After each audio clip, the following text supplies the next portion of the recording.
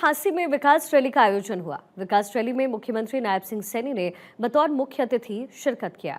मुख्यमंत्री नायब सिंह सैनी ने हांसी में 77 करोड़ 30 लाख रुपए की लागत की 3 विकास परियोजनाओं का उद्घाटन और शिलान्यास भी किया। एक रिपोर्ट आपको दिखाते हैं। हरियाणा के हांसी में विकास रैली का आयोजन किया गया। विकास रैली में सीएम नायब सिंह सैनी ने बतौर मुख्य अतिथि शिरकत की। रैली को संबोधित करते हुए सीएम ने कहा कि वीरों की भूमि और कभी हिंदुस्तान की दहलीज के रूप में विख्यात देश के लिए मर मिटने वाले देशभक्तों को जन्म देने वाली हांसी की पावन भूमि को वो नमन करते हैं। उन्होंने कहा कि सन 1857 के प्रथम स्वतंत्रता संग्राम के दौरान हांसी के लोगों ने न केवल बलिदान दिए थे, जहां की लाल सड़क अंग्रेजों द्वारा किए गए नरसंहार की साक्षी है। सम्राट हर्ष के समय हांसी सतलुज प्रांत की राजधानी थी। सीएम ने हांसी को प्रदेश का 23वां जिला बनाने की घोषणा करते हुए कहा कि एक सप्ताह में इसका नोटिफिकेशन भी जारी कर दिया जाएगा, जिसके बाद रेवेन्यू के नजरिए से भी हांसी जिला बन जाएगा। साथियों, आप सभी जानते हैं कि वर्ष 2017 में हांसी को पुलिस जिला हमारे पूर्व के यशस्वी मुख्यमंत्री आदरणीय मनोहर लाल जी ने इसकी घोषणा की थी, उसको बनाया था।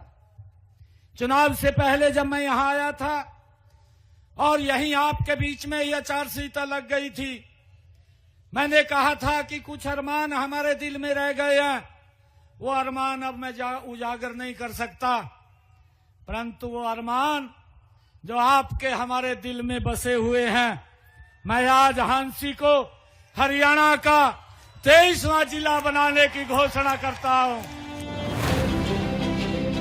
नायब सिंह सैनी ने कहा कि पिछले विधानसभा चुनावों में संकल्प पत्र के 217 में से 54 वादों को डबल इंजन सरकार ने मात्र 1 वर्ष में पूरा कर दिखाया है। इसके अलावा 163 वादों पर काम प्रगति पर है। उन्होंने कहा कि 1 वर्ष का समय भले ही कम हो, लेकिन सरकार ने जिस नॉन स्टॉप विकास का संकल्प लिया था, उसकी सिद्धि में ये वर्ष विकास की त्रिगुणी गति का साक्षी बना।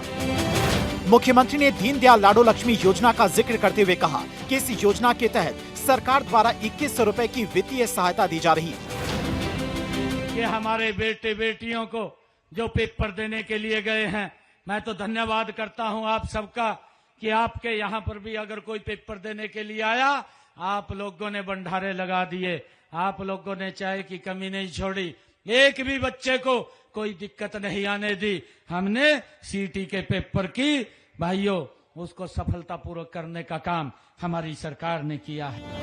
मुख्यमंत्री नायब सिंह सैनी ने किसान हितों का जिक्र करते हुए कहा कि सरकार किसानों की सभी फसलों की खरीद न्यूनतम समर्थन मूल्य पर कर रही है। अब तक 12 लाख किसानों के खातों में फसल खरीद के 1,64,000 करोड़ रुपए डाले जा चुके हैं। फसल खराब होने पर पिछले 11 वर्षों में किसानों को मुआवजे और प्रधानमंत्री फसल बीमा योजना के तहत अब तक 15,448 करोड़ रुपए की राशि दी गई है, जबकि कांग्रेस सरकार ने 10 वर्षों के शासनकाल में मात्र 1,138 करोड़ रुपए की मुआवजा राशि जारी की गई थी।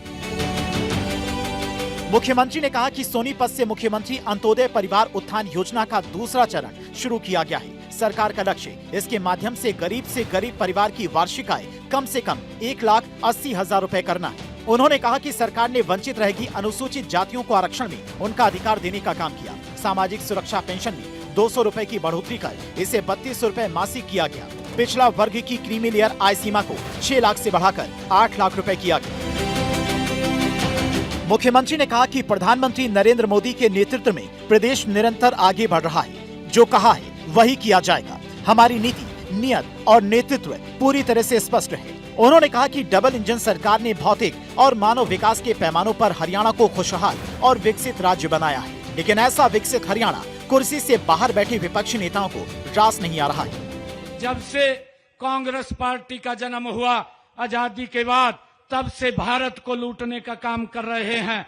ऐसे लोग अपनी कुर्सी की लड़ाई तो लड़ते हैं, जनता की लड़ाई नहीं लड़ते, जो रोज रोज नई नई झूठ बोल करके और वो अफवाह फैलाते रहते हैं और वो बोलते रहते हैं कि भाई वोट चोरी हो गया, वोट चोरी हो गया।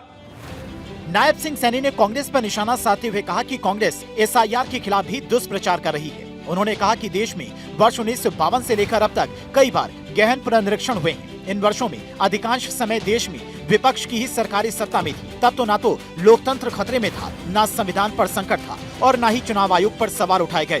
तो अब इस तरीके के सवाल विपक्ष क्यों उठा रहा है? क्या विपक्षी पार्टियां नहीं चाहती कि देश में लोकतंत्र की शुद्धता बनी रहे?